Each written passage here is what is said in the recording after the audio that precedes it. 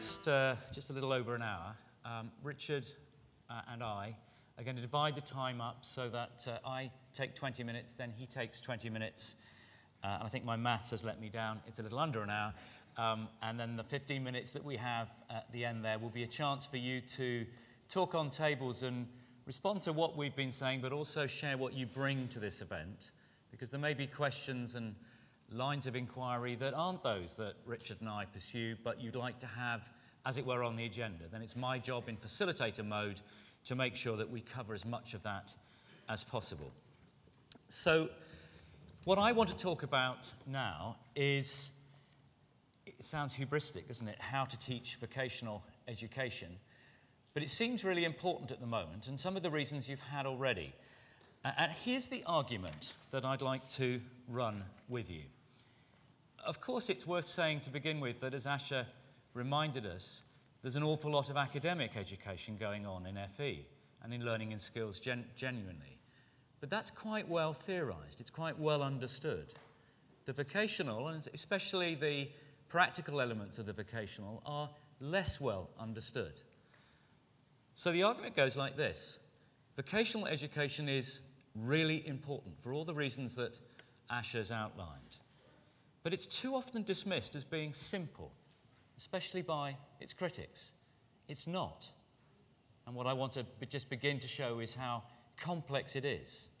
The Germans get this, the Australians get this, the Poles get this, the Americans get this.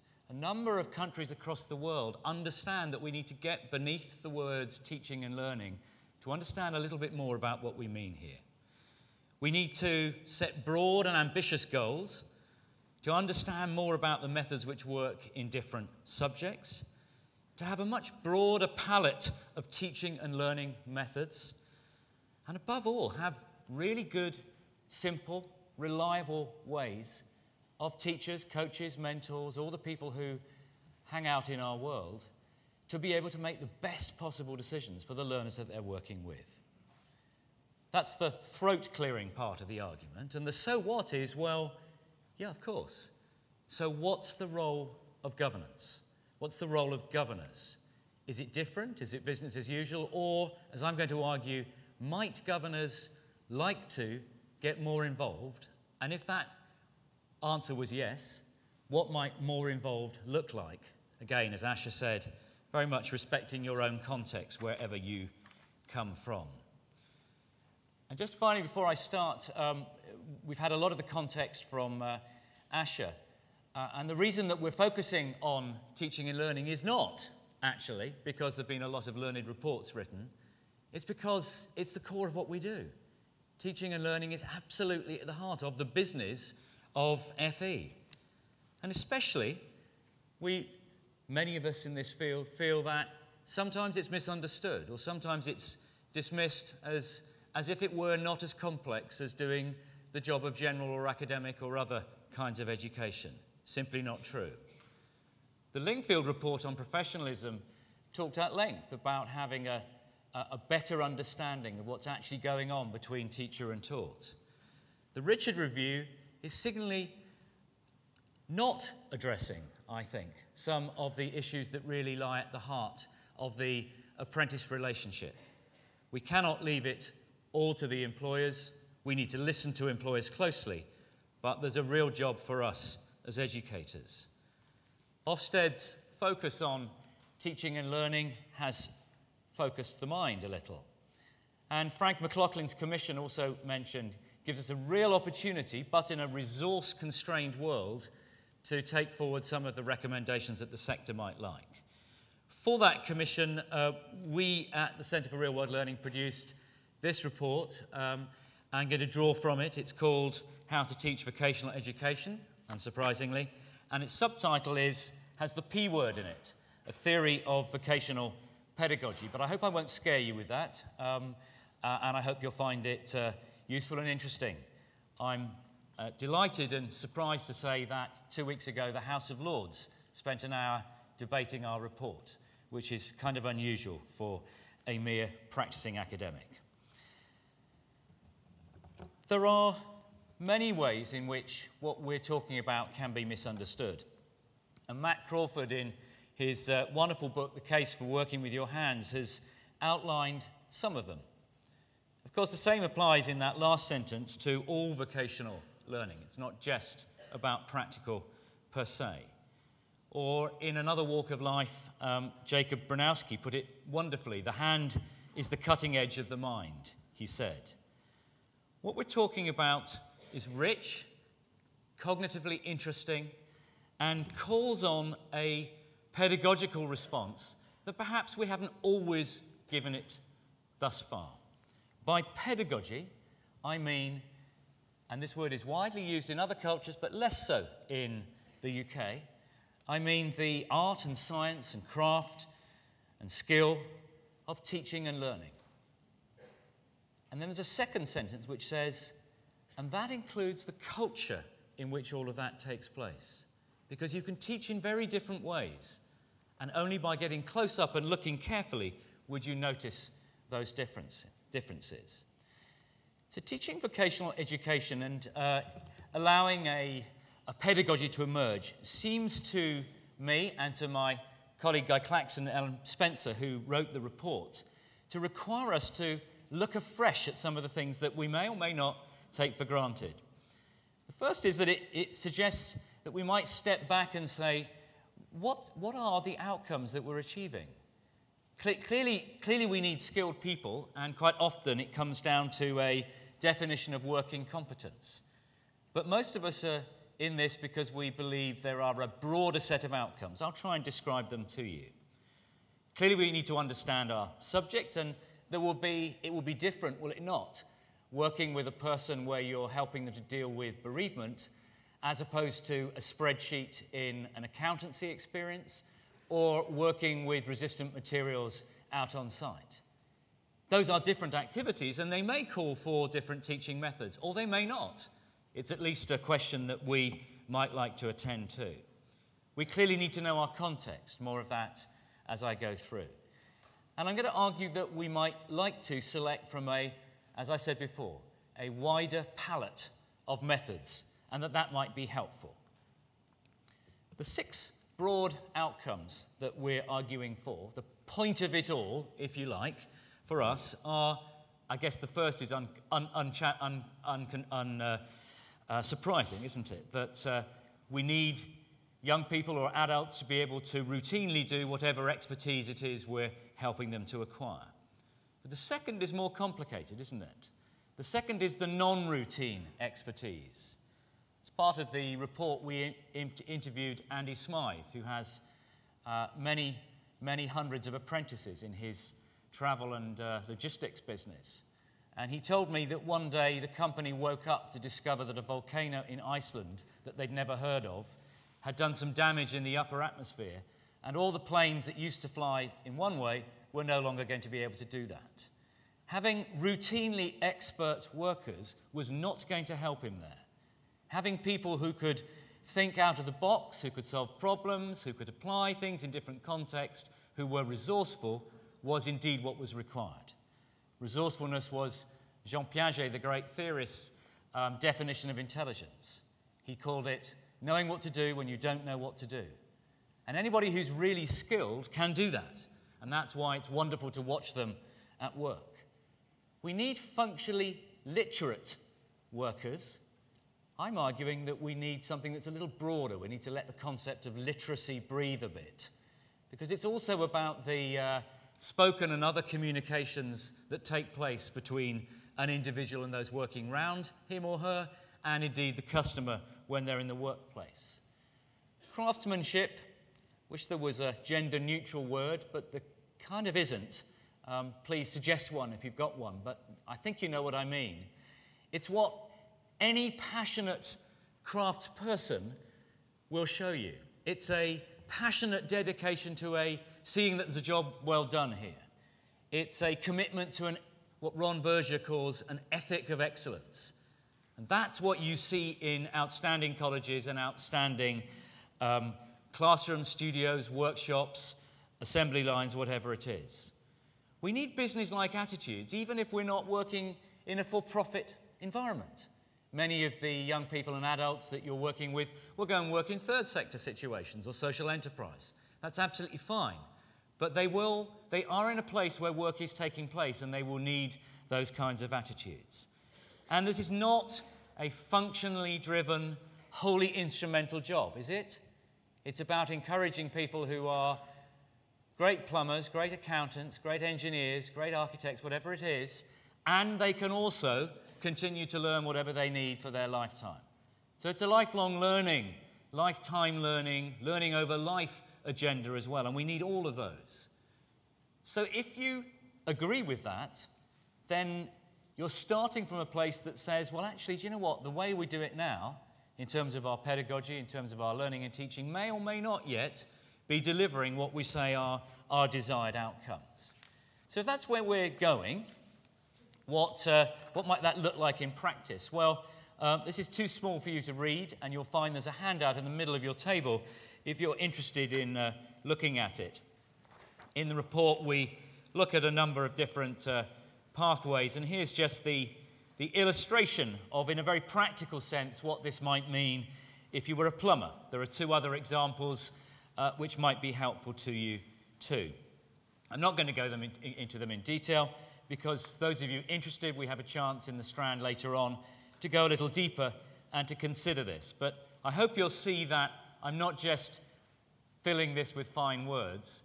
This is a very practically useful approach to thinking, so what does it mean then? What on a Tuesday morning might it look like for this particular group that I'm working with? I talked about different subjects, and if you look at the FE in Learning and Skills domain, we took these from an FE database of the subjects taught. You'll see that there are very different kinds of things going on. And we asked ourselves the question as part of the research, does each subject require a different pedagogy? Or is it all the same? Do we lump it all together? Is vocational pedagogy just the same thing? No, I don't think anybody thinks it is. Of course, there are some overlaps, and I'll stress those in a second, but if you're dealing with something that is predominantly about people, that may call for certain kinds of approaches. You may want to observe, to use role play, to use simulation, to use a whole range of methods that are begged by that. If your work is predominantly with physical materials, it may be that you need lots of trial and error, lots of expert demonstration, lots of practice, lots of feedback, and so on. If your work is in the bottom right-hand corner of that triangle and to do with what we're calling symbols, which is really languages, whether mathematical or English or indeed technological, then you may be using more of a critical thinking approach. And indeed that area is particularly available to virtual learning. Now that's not to say that any one of those could not be taught in that way. Neither is it to suggest for a second that you could plot in this rather apparently simple way that that's what kind of subject I'm teaching. It's simply, as everything I'm offering you is, it's a tool to invite colleagues to get a little bit more forensic, a little bit more careful and thoughtful about what choices they're making in classrooms and studios and workshops every day. The next part of what we're talking about is, of course, an understanding of context. And the primary contextual variable is, of course, the learners that you're working with. Understanding their prior experience, understanding what they're bringing to this, understanding their dreams, understanding where they're going, understanding the local opportunities for them, the global opportunities for them, as Asha was describing, and really matching whatever you're doing to their state. Some learners are hugely academically qualified, some are less so. Some are hugely confident, some are less so. They've not had the same smooth passage through a general education system. And the other part of the context is, of course, the environment. And that could be the physical environment, and that's to say the resources available to you. If you have a certain kind of physical space, it'll make certain kinds of teaching and learning easier and certain kinds more difficult. But it's also the environment of your colleagues. What skills and human resources do you have available to you too? In the report, that we go through a long list of well-regarded teaching and learning methods. I think one of the things that I'd like to say because there's not time to talk about each of them, and indeed probably not appropriate either. We were struck with the enormous variety of methods. And it contrasted, because I'm in and out of colleges pretty often.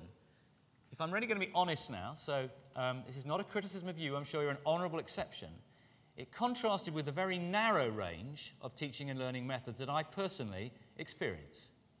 That's not to say there aren't fabulous teachers. That's not to say there aren't people who are skilled and fluent in the whole range of these. But I just raise that as a governance issue, because unless you know, how can you call to account and support? That would be my argument there. The blend of methods that you choose needs to, of course, be predicated on a sound relationship between teacher and taught. So at the heart of all of this is not a kind of pick and mix smorgasbord. At the heart of this is the relationship that exists between teachers and learners. We know that, don't we? And the culture in which that relationship sits too. And the culture, all the literature says, needs to be one of ambition and stretch and feedback and coaching. Get those ingredients in place and select the right method for the right learner in the right subject. You are halfway to an outstanding teaching and learning experience. You can see there are lots of different ways in which you might, if you were a teacher, faced with these choices, in which you might choose to go down. Pedagogy, on a Monday morning, is about the choices that teachers make, day in, day out, when they're working with learners. At the leadership level, it's the strategic choices that you make when you plan professional development, when you plan teaching and learning, when you plan new courses, when you reflect on how you go about doing something because you're in a new relationship with a higher education institution or with a school or whatever, or with a business. It's quite complicated, isn't it? Just looking at that, and I've tried to present it as simply as I know. So the final thing we offer in the report is a tool. It's not this is right, this is wrong. It's a number of choices which we believe teachers have to make in a day in, day out, reliable way. If your Ofsted passing inspector drops in and says, I'd like to see X, Y, and Z, teach please. We know we need teachers who are set on growth, set on an assumption, as Carol Dweck puts it, that we need growth mindsets here, that everybody has a potential to achieve, and by the way we talk and by the way we give feedback and praise, we can encourage that. We know that the more authentic activities are, the more likely they are to connect to student experience. But it doesn't mean that you have to do everything simply out of the experience of those learners who are working with you. That would be not what education's about at all, would it? Education is about leading out into a world of other opportunities. Can you see the way these work? They're not telling you choose method X. They're saying, if I go like that and self-position, I'm beginning to see that I think I've got this subject and this group, and I want to be over here, I might choose that kind of method. So too, we want young people, if we want to develop their non-routine expertise, their ability to be resourceful, who are confident and able to question and not set on a receive mode and certain. We need both practice and theory. There is a tendency in FE and in academia to give too much theory and not enough practice, or to give it in the wrong order. Interestingly, when you look at the research, you don't always need to have the theory before you start the practice. Sometimes it's better to have a bit of practice and then a bit of theory, and then a bit more practice, and then a bit more theory. It's very complicated. It's very interesting. It's not to be reduced to a simple edict. We know, too, that increasingly, although it's difficult in terms of the organisation of places, workplaces operate on weeks, increasingly 24/7 day weeks. We tend to fragment experiences more. We may try timetabling as our need, but the more we can extend the experience, the more we know that will be helpful. By the same token, we can too often default to classroom when workshop might be better. By workshop rather than classroom, I mean in a workshop you get what you need when you need it. You go to what you need to do when you need to do that. There are the appropriate tools and resources to help you, as there are in a workplace. place. In workshops, you often get students of different kinds of talent mingling together. I can think of the Centre for Furniture at Oxford and Cherwell Valley College, which I know well.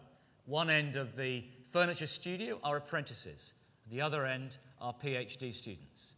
That's exactly the workshop culture. All are learning from all. There is a profound ethic of excellence in that place, of the kind that you would be proud if you went there. Our approach to tasks in a world in which teamwork and problem solving and all those things that employers tell us they need absolutely has to have group working. Yet we still, here's a challenge, college. Still, too often, assessment is individually driven.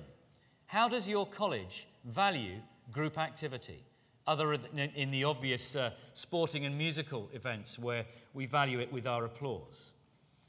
How visible do we make what's going on around here? The New Zealand academic John Hattie has written an absolutely wonderful book called Visible Learning, where he looks at research across the world and he takes almost every single thing that anybody in schools or FE has ever thought they might like to do, and he tells you how likely it is to raise attainment. You might like to look at it. His overriding message is that we need to make our processes more transparent.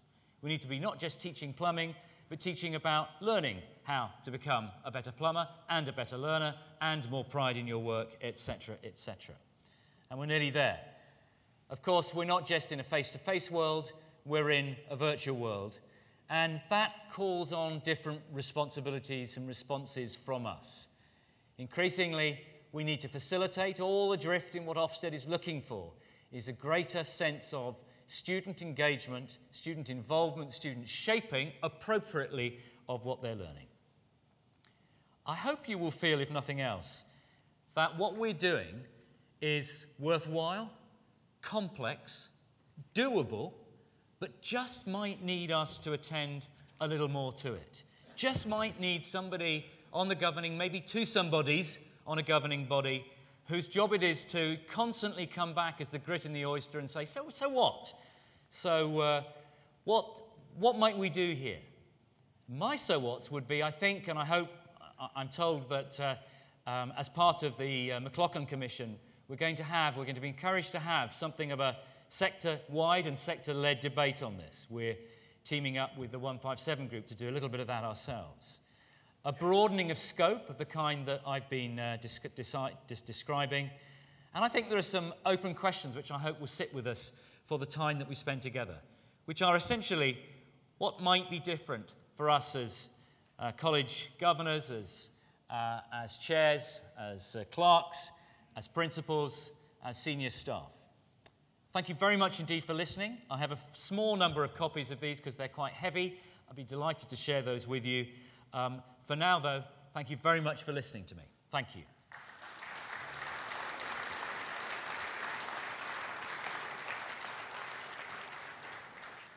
So it's my pleasure now to invite our next speaker to the stage. He needs very little introduction to you. He is Richard Atkins, principal at Exeter College, and he has some great stories and great experiences and wonderful teaching and learning to share with you. Colleagues, please put your hands together and welcome Richard Atkins.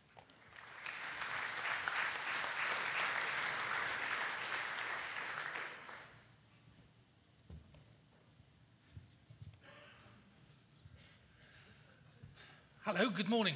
Welcome. It's a real privilege and a pleasure to be with you all here in Manchester this morning. I'm delighted to be here, and I agree with Asher. It's a real privilege to address so many governors. Being governors, you'll know it's a good idea if I take my watch off, though, and keep an eye on the clock. Being a principal, I'm not short of a word or two, so I better keep an eye on the clock. And I think this is going to be an essentially practical presentation. I'm very aware that I'm all that stands between you and a discussion round the table with some interesting colleagues who you may or may not have met before. So I'll try and keep strictly to the time and to the topic. A couple of other introductory remarks, something about me. I've been at Exeter College as principal about 11 years, I think, and I was previously principal of a college in Somerset, so I've been doing this job for quite some time. So my college, and professionally, this is not about an overnight success story. This is about a long piece of work together in a college to move things on a journey to a position in recent times where we've been judged in a number of ways outstanding and got very, very positive feedback from various sources.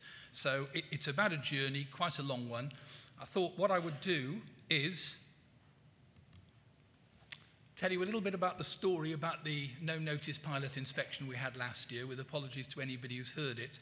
The good news is, for the sector, is that story is about to become old hat, because I know this term 2 general FE colleges have been judged outstanding by Ofsted, and I think that's really good news for the sector, because it had been a long time. I think we were the first college, weren't we, for about 2 years to get it last year, and we were reaching 3 years where no general FE college was going to get outstanding. So I'm delighted, and one of the colleges involved have done a lot of work with us, so I'm doubly delighted that they've achieved outstanding. And I think those reports are due to be published very soon, and I'm sure they'll be widely read in the sector. So that's my story, is I hope an interesting and relevant one, but I think once those reports come out and we see a few more, people will get a wider base of colleges to draw lessons from.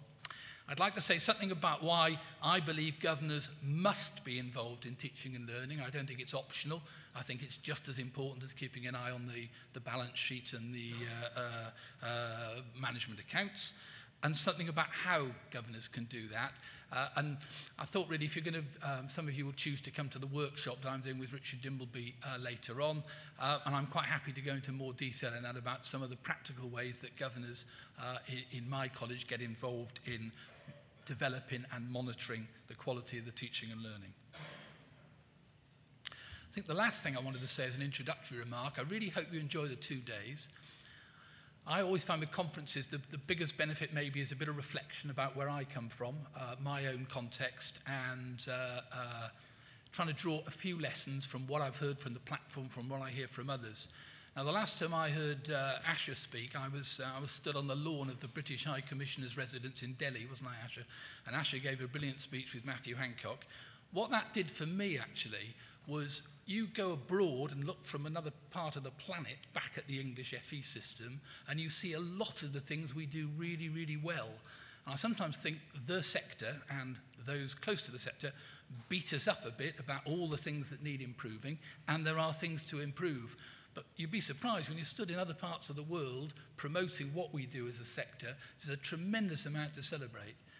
I also agree with Ash's comments that there have never been more opportunities at the moment for colleges. And in my long career as a principal, I've never known a period really with such fantastic opportunities. Right, enough of the opening remarks, on to the story. That's Exeter College. I'm not going to run through that. It's just so that you can draw a context. We cover most of the curriculum areas. You know, we're involved in pretty well everything that goes on in the FE sector, with the exception of pure land-based provision.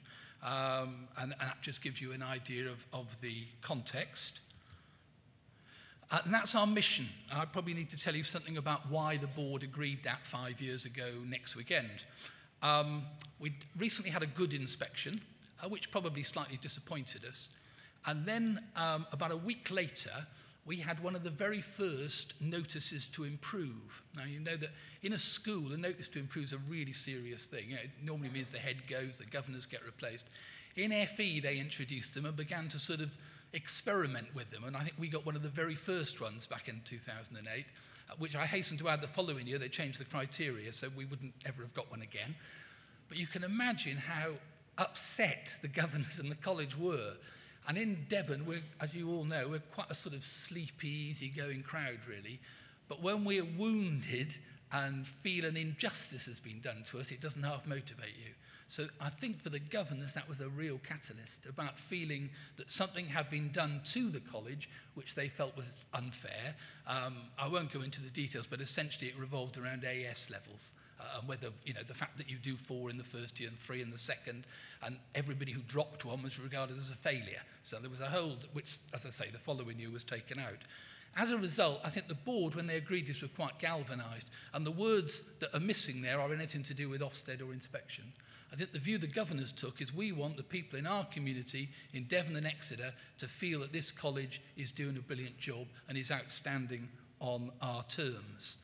And over the next 12 to 18 months, we moved from self-assessing as good to self-assessing as outstanding, so that when Ofsted in 2011 announced that they would revise the Common Inspection Framework and come up with a new framework, and I knew in the past whenever they'd done that, they carried out some pilots, I wrote in and said, could we please be a pilot? Because we've now been self-assessing as outstanding for 3 years, and we've no way of, we'd like some external judgment of that. And I also said, I understand you're going to introduce this, you can buy an inspection. And I said, I want to be the only idiot in the sector who rings you up and says, I'm prepared to buy one. So they came back and said, well, we'll consider you, come on the training, we're going to run a number of pilots in different ways during the year. So I went on the training with my deputy in the October with Ofsted for the day, and they said, if we choose you to be a pilot, you'll know well before Christmas, and that's it. So by middle of February, I'd heard nothing, and I told the governors that we'd, having risk assessed it, and I thought it would be a good idea to be a pilot. We hadn't been chosen. Everybody could stand down.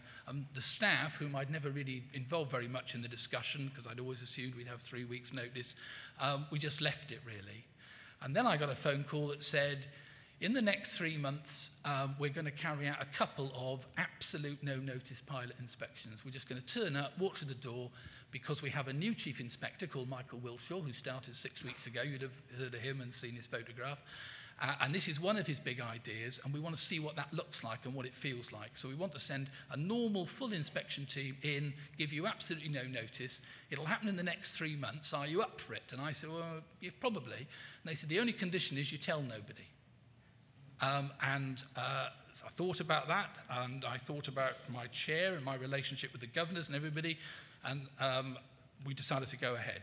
A month later, maybe more, I got a phone call at 9:20 in my office saying, we're on the train, it arrives at Exeter St David's in 15 minutes, we'll be in reception at 10, and we want to be carrying out observations by midday. And you can imagine when I sent the email to all staff saying, Ofsted are here, they'll be here in 20 minutes, and we'll start observations within 2 hours, there was an electric atmosphere in the college, and the response was absolutely brilliant, actually. And whenever I or any of my colleagues have spoken in the last 12 months, and my colleagues have done a lot more of this than I have, probably the second time I've done this sort of thing, several of my colleagues have done it, the one question you all ask afterwards is, and honestly, I didn't tell them. Honestly, I didn't. And everybody asks the staff, oh, surely Richard tipped you off. Surely you all knew. Honestly, they didn't know.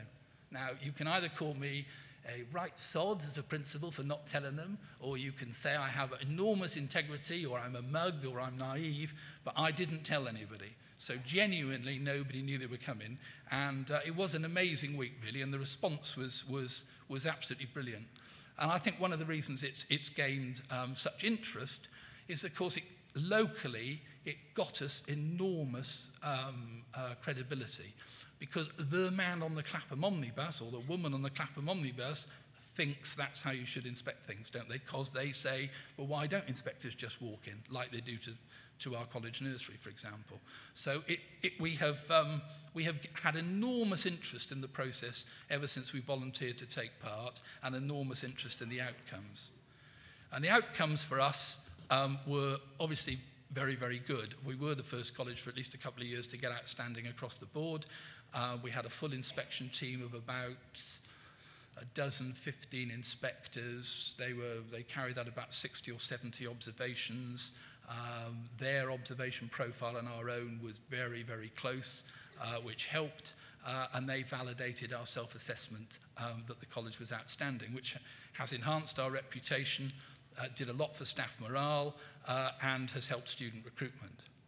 Now, here's the catch. Because it was a pilot and I volunteered, it doesn't count.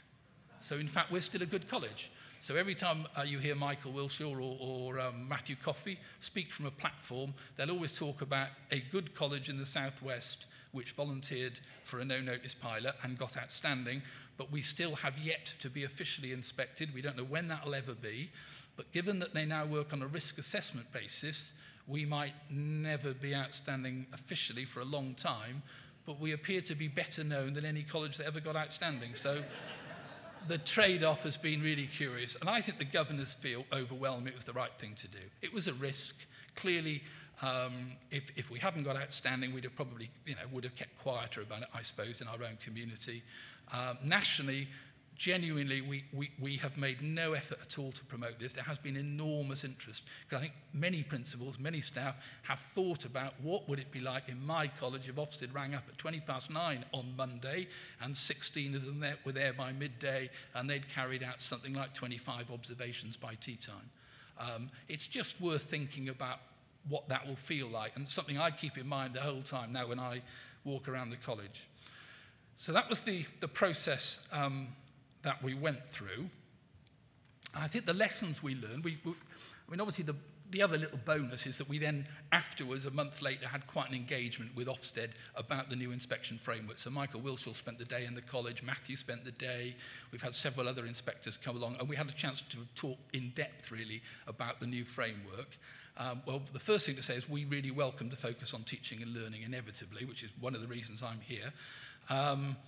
We thought it was much better than 3 weeks' notice. Our staff overwhelmingly preferred it, and they would rather have no notice than the 48 hours.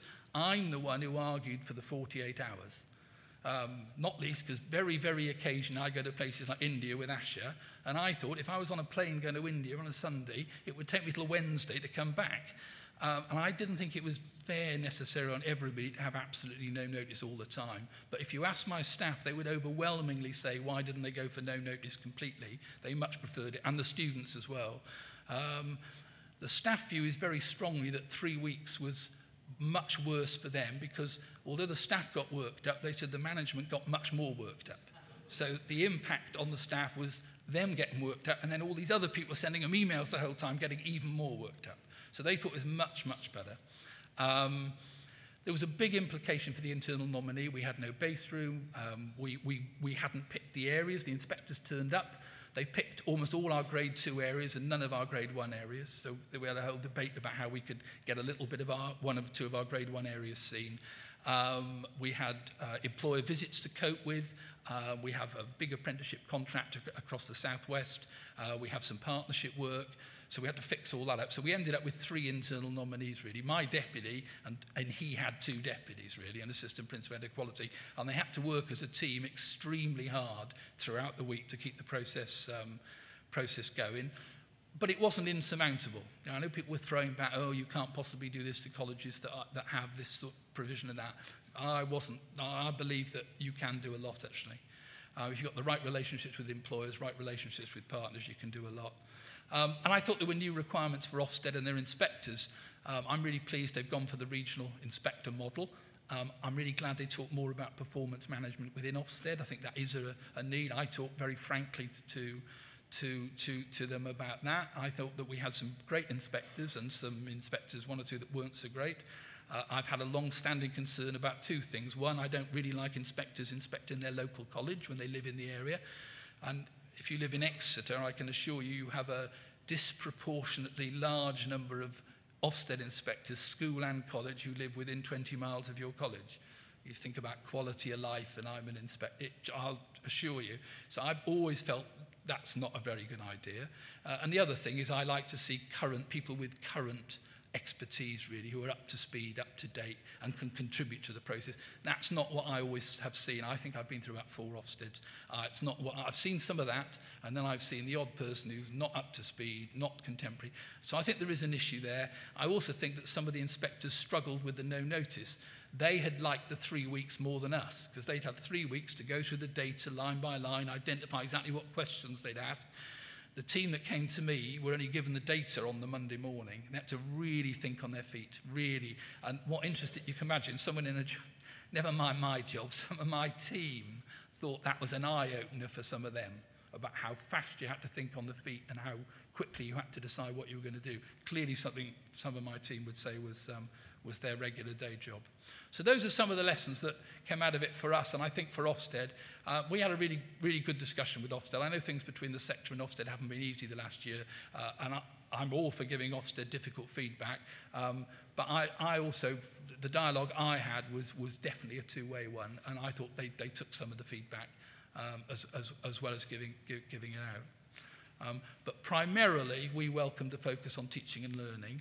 What I would say is that we've been working at that for a long time, and I think one of the challenges is this inspection framework is not one where within 3 weeks you can move 1 or 2 grades, or by getting all the files in order or getting all the evidence in order, you will jump grades. I think a lot of this is about culture and climate, and culture and climate takes time to establish, to embed, and so on. So how do we achieve the outstanding at a time when colleges were not doing so? I think we had a relentless focus on teaching and learning for a long time. I think that was driven by the governors, and I'll say more about that in part, and I'll say more about that. We're really, really big on right student, right course, and I'm sure many of you are, but we're really big on it. So we want students to go on programs they're going to succeed at. We are absolutely up for giving the tough messages as well as friendly ones. We don't want people to start courses that they're going to struggle with, drop out of, fail, whatever. I think we have a strong student-focused ethos and culture. Learner voice, I'll say something about in a minute. Obviously, we have great staff, as I'm sure you do. I think our self-assessment was extremely accurate, and we have very robust improvement strategies. We've been financially reasonably stable, which has clearly been a benefit. And strong governance, very much focused on teaching and learning, particularly in the last 4 or 5 years, but longer really, many ways. So if I just talk a bit about the governance, given the conference today and the audience. First of all, the chair was key. He and I would share a view that we had an open evening earlier in the week, as you do. We had apprenticeship awards night before last. At those events, nobody asked me what the balance sheet looked like or what my management accounts looked like. They all asked me about could they meet teaching staff, what were our results like, could they meet some of our learners, could they see some of our specialist facilities. So I think our chair and I have shared that for the chair at that time for a long time, and the way that manifested itself is that he saw quality and standards as the key committee in the college, really. At least as important and prominent as what we call business services, F&GP, and perhaps more so. And that was the committee that he probably took the most interest in. We have accountants on the board, we have property specialists. It is really important. Clearly, if you are in terrible financial difficulty, one has to, and I have been donkeys years ago, so I've been that sort of principal, and you do sometimes have to do that for a while. But we noticeably and deliberately promoted the quality of governors who joined quality and standards, the role it played, the way those issues were reported to the main board, the role that committee played within the college was all positively promoted over a period of time. The governors played a key role in data, because governors, a number of governors with a business and other backgrounds were very, very good with data. Now, data is only part of the story, but it does enable you to ask a lot of questions. And we were blessed. You need a bit of luck, don't you? You'll know that the Met Office relocated to Exeter about 10 years ago. So we have the chief forecaster on the board. Now, you'd have thought, wouldn't you, the chief weather forecaster wouldn't be very good at predicting things. But what I've discovered about the Met Office is all to do with numbers. And as you know, they moved to Exeter to get nearer the weather, but it hasn't helped. But Alan has been brilliant at asking questions about data, because that's how he forecast the weather. Every night before he fed it into the BBC and all the rest, he analysed enormous amounts of data to tell him whether it was likely to rain in Exeter or snow in Manchester or whatever. So he brought a particular expertise that actually informed our teaching and learning strategy very much. They test our quality assurance systems and continue to do that, and I can talk about those in the workshop, but they do not carry out teaching observations like some they do in some schools, but they do get involved in a number of review processes, and all members of that committee will have been involved in those during a period of time, so they can all speak with some knowledge about the way that we quality assure teaching and learning and the student experience. And because I've been doing the job a long time, I'm really keen on governance and not management, but my governors would say he is, and they challenge that sometimes, but I'm very keen that we know what the difference is as well. But the governors have been absolutely fantastic. I don't think any of them are here today, so I can say that. Otherwise, it might go to their heads and they might give me a difficult time at the residential next week. But they have been fantastic at leading this work. And I thought it was very brave of the chair to promote Quality and Standards Committee and teaching and learning so noticeably 5-6 years ago or more, well before it was fashionable to do so in the way that it is now.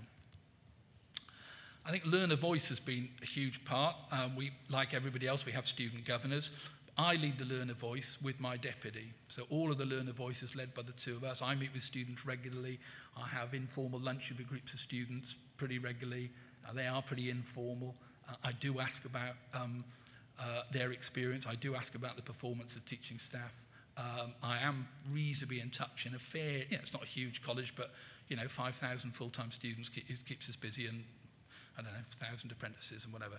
So I do that noticeably so that people realise that is a really important thing to do, is to listen to students. Now, they're not always right, and not everything they say, but I've probably been around long enough to filter the things I don't need to hear from the things I do. My deputy runs the whole process through the college, and it has to be said that Ofsted loved that, and I think it's a good thing. We do a lot, like I'm sure you do, of you said we did, so we do a lot of feedback. I mean, a lot of our investment over the last 5 years has been, a number of that has been noticeably student-led, and we feed that back to students. We link a number of things in the strategic plan, and so all of those things back to learner voice. And I think what we kind of work on is word of mouth, really, culture and climate. So we work very much on students going out and talking well about the college, talking about the fact that we listen to them, and that our plans, our investment, our teaching and learning strategies are focused to a significant extent on feedback from them. And I'm only sharing that with you. Many of you in the room may already do much of this. I'm simply sharing it with you because these are the things that Ofsted really liked in this framework, I think. That's what they really liked. There were very few meetings with managers. I mean, I think in the previous inspection we'd had, I don't know, what felt like about 56 meetings with every manager going. In fact, the same manager would be in about 7 meetings. And since we'd spent 3 weeks rehearsing the script, they gave just about the right answers. This time, there must have been 3 meetings, 2 meetings. Everything was about observation or other contact with students, coffee shops, corridors, early morning, late night, or observations. It wasn't about structured meetings. So it's a much more difficult process to manage, if you understand me. It's not impossible. And I've just got 1 minute to go, so I'm going to have to go very quickly. I told you principals could talk. Right, I promise I'm coming right to the end. It all takes time. We've been on a journey. I think it's increasingly difficult, as I said at the beginning, to manufacture an outstanding result at very short notice. I'm not here to defend Ofsted, and I'm sure that they don't get all their judgments right. And I can see that the relationship with parts of the sector and Ofsted remains very tense. But I do believe the focus on teaching and learning is the right one. And what impact has that pilot had on us? Well, you'll know some of that, and me being here today as a part of that. And it's been very rewarding for the whole college, really. And if I was to close with any words, it would be to urge you as governors, if you're not already, to work to ensure that the governance is focused very firmly on teaching and learning. Not at the expense of managing the balance sheet or the property or the MIS, but the staff and the students know that the reason you're there is to listen to, improve the experience of, raise standards for students and teaching and learning. I shall stop there because you're waving at me. Thank you very much for listening to me.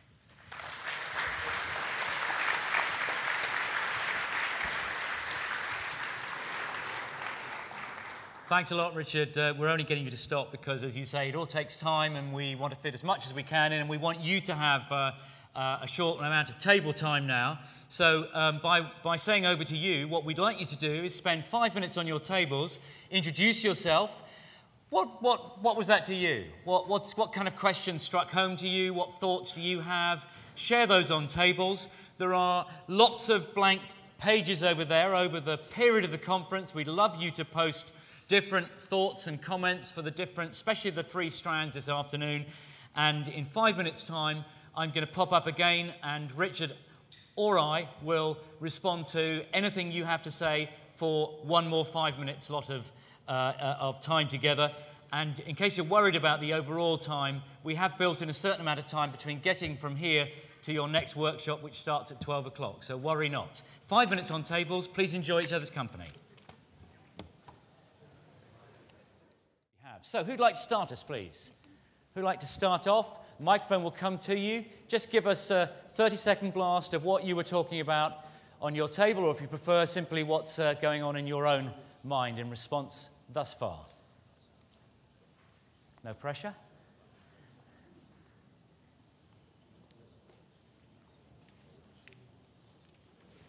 Colleague here, microphone coming. It's over here. Please be kind enough to stand up and just be kind enough to tell us who you are and where you're from.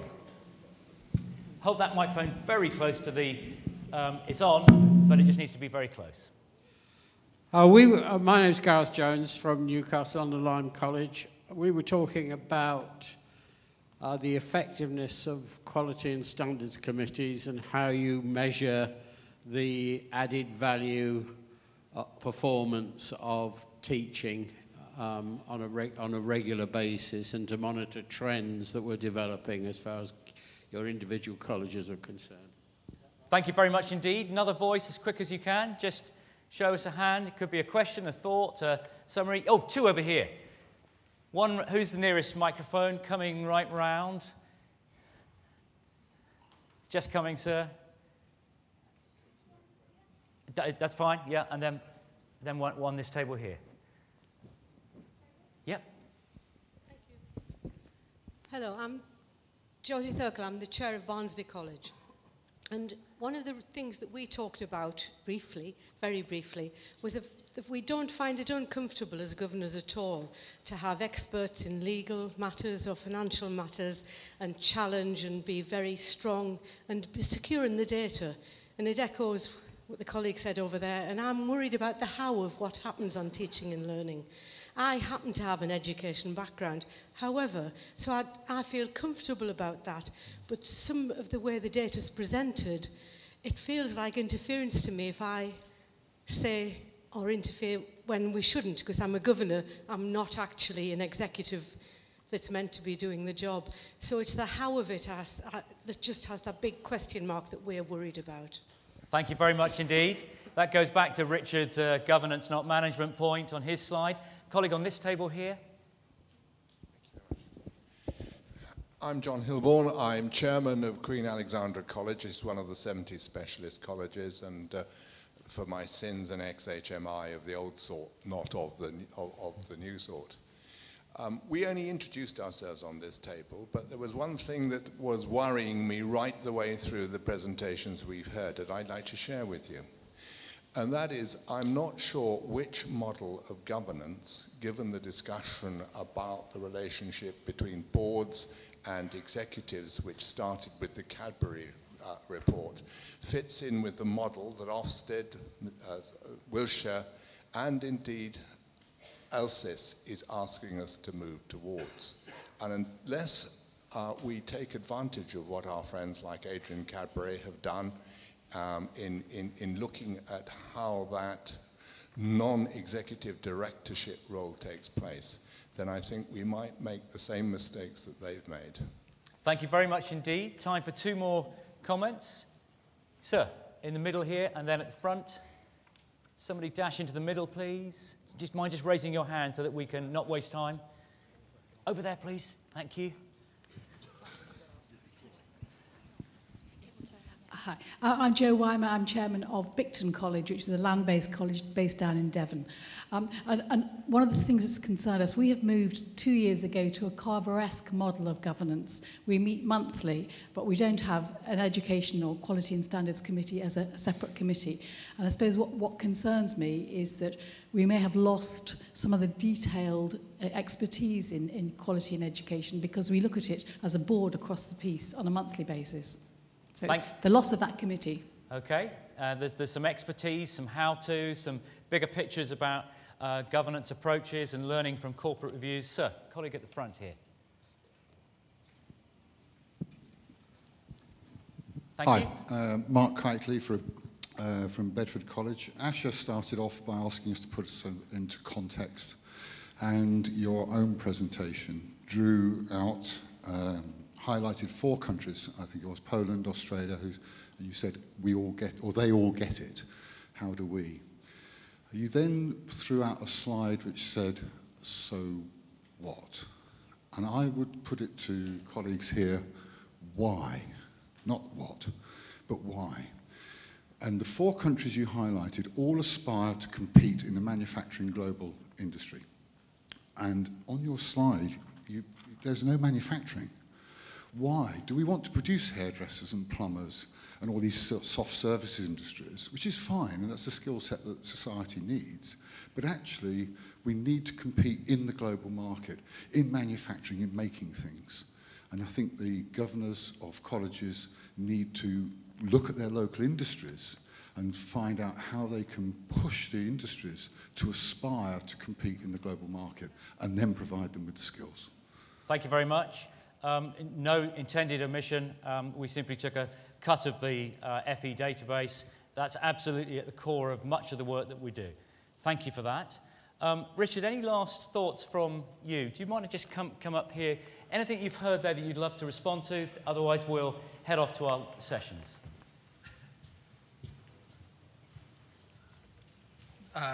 No, only for me. You can't stop me saying something. Only for me to say that I still feel the central core of governance is to ensure there is in place, it doesn't matter whether it's, I really don't all the fine detail between Carver models and Cadbury models, and I've looked at them over the years. In fact, I've operated Carver for a bit in my last college. But monitoring and assuring yourselves about the quality of teaching and learning, for me, is one of the absolute core purposes of governance. And if you're not getting the data you want, you need to keep asking for it. Wonderful, masterful end to that. Thank you very much, Richard. Thank you for your presentation. Colleagues, we now